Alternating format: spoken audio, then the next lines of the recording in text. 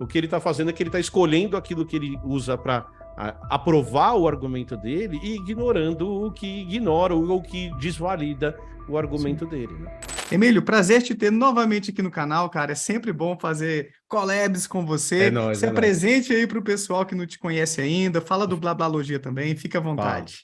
Fala, Daniel. Tudo bem, cara? Em primeiro lugar, muito obrigado pelo convite, como sempre. Você sabe que estou aqui para você e pelo seu canal e pelo seu público. Acho que é sempre legal a gente fazer esse tipo de troca. Trocar públicos, apresentar novas pessoas, eu acho que é sempre interessante. Então, nossa parceria começou inclusive com você lá no Blá, daí depois eu já vim aqui e agora estou a segunda vez aqui. Eu ia me apresentar como biólogo, Daniel, mas vou fazer uma coisa aqui rapidinho, em frente ao seu público. Estou rasgando aqui o meu diploma de biólogo, que a evolução foi refutada. Isso, cara! Acabou! Sabe? Acabou para a biologia. Acaba com a biologia, acaba. Rasgado diploma de biólogo aqui. Já. Então, como eu disse, fora da brincadeira, eu sou biólogo, formado na Unesp, em Rio Claro, mestre em ecologia pela Unicamp, ecologia evolutiva pela Unicamp, e um orgulhoso, porque percebi que era um professor talvez um pouco mais competente do que pesquisador, não diminuindo o pesquisador, mas me colocando no meu lugar, abandonador do doutorado da ecologia da Unicamp. Sou divulgador científico, fui professor por 12, 13 anos, e estou agora divulgador científico, eu e a Camila, minha companheira, sócia do Blá, e dona do Biologia em Meia Hora, um podcast de biologia, em que o primeiro episódio é sobre evolução. Então, se vocês quiserem um episódio de 30 minutos explicando direitinho, bonitinho, gostosinho o que é evolução, escutem lá o Biologia em Meia Hora, que aí tem as explicações mais técnicas, ela explica as ideias, explica as origens, sem a gente fazer o react que a gente vai fazer aqui, que a gente vai dar uma pincelada em alguns temas. Então, se vocês quiserem, todo dia no Blá tem live à 13h em que a gente fala sobre ciência, dos mais diferentes tipos. Essa semana a gente falou, por exemplo, porque ficar sentado é um problema para a sua saúde, que talvez você devesse levantar uma vez a cada meia hora e fazer um pouquinho de exercício, dar uma caminhada, porque isso vai ser melhor para a sua saúde, dentre outros artigos que a gente discutiu aqui. Massa certo? Demais, mano. Depois você me manda o link do podcast. Do Biologia em Meia Hora, mando sim. Para eu colocar aqui também o @ do canal do Emílio, Blablalogia, já está aqui embaixo. Se você ainda não está inscrito, corre lá agora, se inscreve para ver muita ciência diariamente lá com esse cara que é um grande divulgador científico em território nacional. Milho, eu vou compartilhar a tela aqui então. Perfeito, vamos lá. Para a gente já fazer um teste aqui, a gente não testou antes, mas oremos para que dê tudo certo com o som. Vai dar. Qualquer coisa, você me dá um feedback aí, se tiver meio alto, meio baixo, alguma coisa assim, beleza? Perfeito. Vamos ver aqui. Eu tenho que ajustar uma coisinha só para o som do computador aparecer. Me diz se vai aparecer o som do vídeo aqui, que eu não sei se eu ajustei certo. Se liga, deixa eu te perguntar para você. Para mim tá ok. Rolou? Beleza. Para mim tá ok e o som tá ótimo. Tá tudo ótimo. Então, vamos embora então. Vamos ver o que eles têm. 9 minutos. Vamos ver quanto tempo que a gente vai gastar para fazer o react. Como a gente vai parar esse vídeo e quanto tempo a gente vai falar sobre ele. Vamos lá. Se liga, deixa eu te perguntar para vocês, mas assim, acho que é mais direcionado pro Marcos. Marcos, olha só, você falou que experimentaram, encontraram nos fósseis e tal, o carbono 14. Sim. Que esse carbono 14, ele cientificamente, no máximo dos máximos, chega a 30 mil anos, né? Sim. Esse carbono, só para eu fazer uma pergunta mais sólida, esse carbono 14 é encontrado em qualquer fóssil? Se eu pegar essa trilobita aqui, eu acho? Sim. Eu acho. Olha, e aí chega na seguinte pergunta, que é, se isso... Espera o Igor perguntar. Inteligente... Manda bala, Milho. Não, então, a gente já começa... eu sou... um crítico do Flow, mas eu acho a pergunta do Igor muito boa. Eu quero que você termine a pergunta do Igor para a gente ir para a resposta do Eberly. Tá. E aí a gente vai falar sobre datação de pedras, e a gente vai falar sobre datação de fósseis, porque esse é o ponto que a gente precisa discutir, que é importante nesse momento. Massa. Vamos ver, ó. Que a ideia do design inteligente não é a ideia mainstream.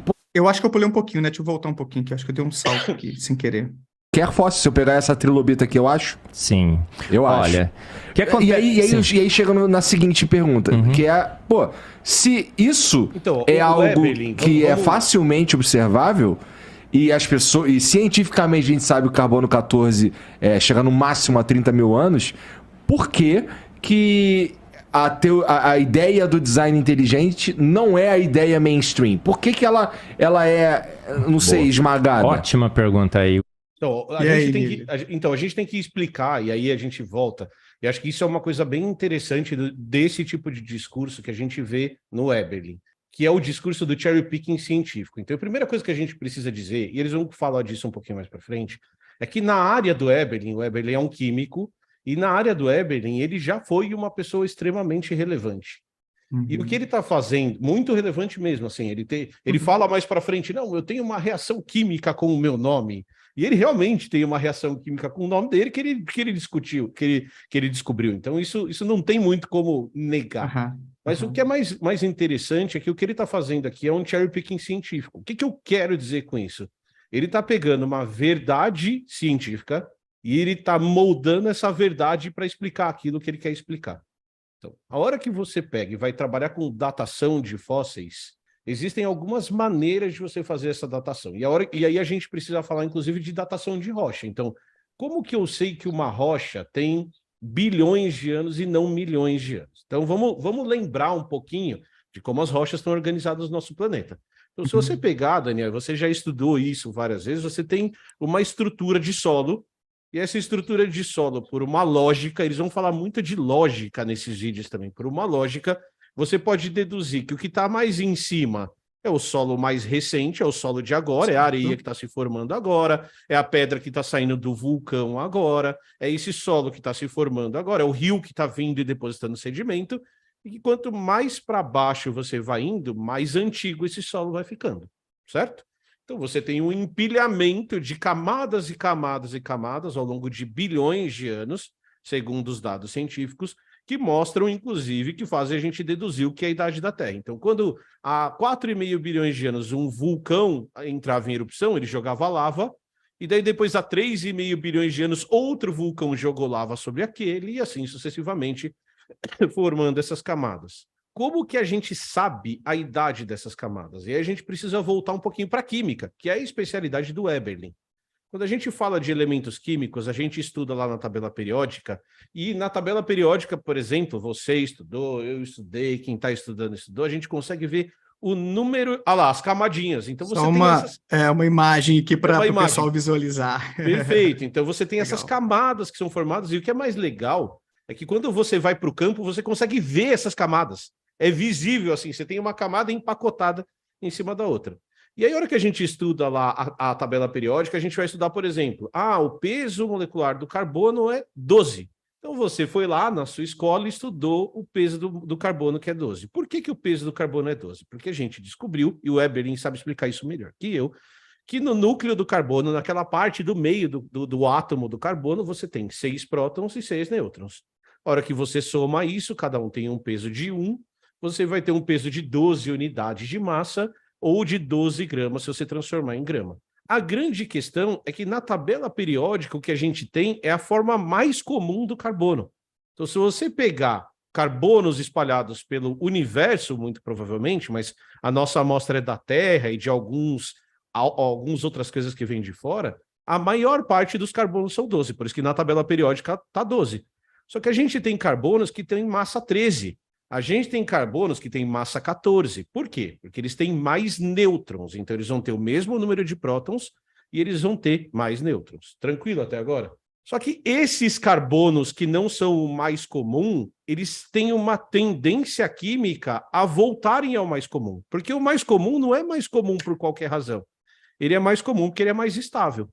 Então, acontece o que a gente chama de decaimento do carbono. Ele se transforma em outra coisa, ele muda de característica, ele vai para a forma mais estável. E aí a gente tem o que a gente chama de meia-vida do carbono 14. Então, se eu pegar uma quantidade de carbono 14, então só carbono 14, depois de um determinado tempo, eu vou perdendo. Esse carbono 14 ele vai se decaindo em outras substâncias. E a meia-vida do carbono 14, ou seja, o tempo que demora para 1 quilo de carbono 14 virar só meio quilo, é de mais ou menos, lembrando de cabeça aqui, uns 5.600 anos. E esse carbono 14, o Eberlin tem razão, ele consegue medir até 30 mil anos. Por quê? Porque depois de 30 mil anos, a quantidade de carbono 14 é tão pequenininha, mas tão pequenininha, mas tão pequenininha, que eu não consigo medir. Então, o carbono 14 ele é usado, por exemplo, para estudar fósseis humanos de 10 mil anos, porque daí eu consigo usar a quantidade de carbono 14 nesse fóssil para medir. A hora que a gente vai para rochas, as rochas têm mais do que 30 mil anos. Isso quer dizer que o carbono 14 não serve para medir rocha. Então ele está fazendo uma afirmação de que o carbono 14 foi achado em dinossauros, achado em rochas, mas ele é achado, inclusive, porque eu tirei a rocha debaixo da pedra, tem carbono 14, tem moléculas de carbono 14 que eu vou achar. Mas na hora que eu vou para o core dessa rocha, o carbono 14 não existe mais mesmo. E aí eu preciso usar outros elementos. Eu posso usar, por exemplo, fósforo. O fósforo tem um decaimento de vida de 50% de vida de 1,5 bilhões Mas aí, de anos. Emílio, aí deixa eu só para pegar o ponto que eu acho que é o argumento dele. Então, se eu estou achando carbono 14 na rocha, então a rocha não pode ter mais do que 30 mil anos. Pô. Exatamente. É esse o argumento dele, né? É esse o argumento dele. Ele está argumentando assim, ó. Eu fui lá, peguei um fóssil. Então, eu fui lá, o fóssil está enterrado há 65 milhões de anos. Uhum. Aí a primeira coisa que eu fiz foi cavar esse fóssil. Ou seja, eu estou tirando todas essas camadas. E eu estou colocando esse fóssil com o ambiente que a gente tem vivo agora. Com as coisas que estão acontecendo agora. E esse fóssil que não interagia com nada, ele passou a interagir. Então, é possível que eu encontre, por exemplo, poeira em cima do fóssil que eu tirei lá debaixo da terra. É possível que eu encontre células humanas da manipulação daquele fóssil que eu encontrava lá dentro da Terra.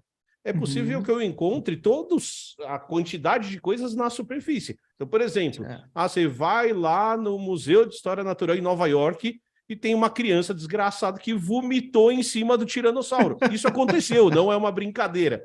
Lá no vômito da criança tem carbono 14, porque essa criança comeu coisas que têm carbono 14, em quantidades pequenas, mas tem. Só que a hora que você pega, e isso o Eberlin ele esquece de explicar, porque ele não explica isso, e pega a rocha que está lá dentro do fóssil e tira, naquele núcleo que você tirou, você não encontra carbono 14, ou você encontra quantidades muito ínfimas que você não consegue nem medir. Então você faz a datação de rochas, e aqui não precisamos nem falar de dinossauro. Então como que eu sei que a rocha tem 1 bilhão de anos? Eu fui lá e vi a quantidade de fósforo que tem nessa rocha, desse fósforo que não é o fósforo comum. E comparei com aquele produto que é o que vira depois que o fósforo é transformado. E aí, a hora que eu pego essas proporções, eu consigo datar exatamente o tempo daquela rocha. Aí, qual que é a lógica? Eu fui lá e datei a rocha. Aí, no meio daquela placa de rocha, eu achei um tiranossauro. Então, se aquela rocha tem 65 milhões de anos, é muito provável que o dinossauro que esteja naquela rocha tenha ficado preso naquele material há 65 milhões de anos. É óbvio que eu não estava lá para ver. É lógico que ninguém viu o tiranossauro sendo aterrado. Mas se eu consigo provar que a rocha tem 65 milhões, eu consigo provar que eu consigo deduzir que o tiranossauro que está naquela rocha provavelmente tinha 65 milhões de anos também. E são achados que são consistentes, né, Emílio? Em vários pontos do planeta Exatamente. A gente encontra essa coerência com essas datações e os fósseis. E os tipos de rocha, cara, é muito louco, porque você pega a rocha que acontece aqui no Brasil, a rocha que acontece na Austrália e a rocha que acontece na África do Sul, e a hora que você pega e faz a comparação do tipo de rocha, das coisas que aconteceram com aquela rocha, das marcas do clima que você tem, você consegue perceber que aquelas rochas passaram pelo mesmo processo, pelas mesmas intempéries. Então, o que ele está fazendo é pegando uma informação verdadeira, ele fala assim, tem carbono 14 nos dinossauros. Isso quer dizer que os dinossauros estavam aqui há 3 mil anos. E aí você fala, tá, mas onde estava esse carbono 14? Qual que é a explicação para esse carbono 14 estar lá? Se eu furar o tiranossauro, o carbono 14 está lá dentro? E aí, a hora que você pega os dados científicos que ele ignora, e aí ele começa a fazer um cherry picking científico, o que ele está fazendo é que ele está escolhendo aquilo que ele usa para aprovar o argumento dele e ignorando o que ignora ou que desvalida o argumento dele, né? E assim, só para reforçar até com uma imagenzinha aqui, esse lance das camadas geológicas, né, Emílio, é uma coisa muito consistente em vários pontos do planeta. Você encontra fósseis de diferentes espécies de animais, de forma que você entende que elas não existiram de forma simultânea, tipo, o ser humano não estava ali convivendo com o Tiranossauro Exato. Rex e por aí vai, porque a gente não encontra fósseis de humanos e Tiranossauro Rex nas mesmas camadas. Pode até haver algumas exceções, talvez? Talvez sim, eu não sei se já encontraram coisas do tipo, mas não é com as exceções que a gente tem que trabalhar para elaborar teorias, né, Emílio?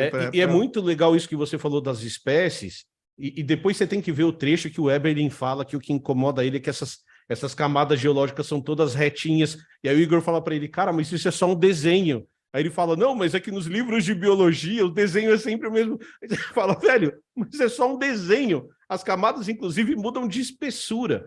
Mas o que é legal disso que você falou, Daniel, é que assim, você não encontra, por exemplo, o esqueleto humano junto com o esqueleto de... Eles dão o exemplo de um bicho que eu sou apaixonado, que são trilobitas, que eles ficam falando, as baratinhas, que não são baratas, são bichos super interessantes. E aí, assim, por que a gente pode olhar para essas camadas geológicas também e falar, cara, faz sentido do ponto de vista evolutivo? Porque a hora que os trilobitas surgem aqui, no nosso registro fóssil, eles também estão em registros fósseis de outros lugares do planeta. E quando esses trilobitas desaparecem, eles desaparecem todos ao mesmo tempo desses outros lugares do planeta. E aí a gente tinha que discutir as grandes extinções, como esses bichos eles desapareceram, quais são as hipóteses para explicar as grandes extinções.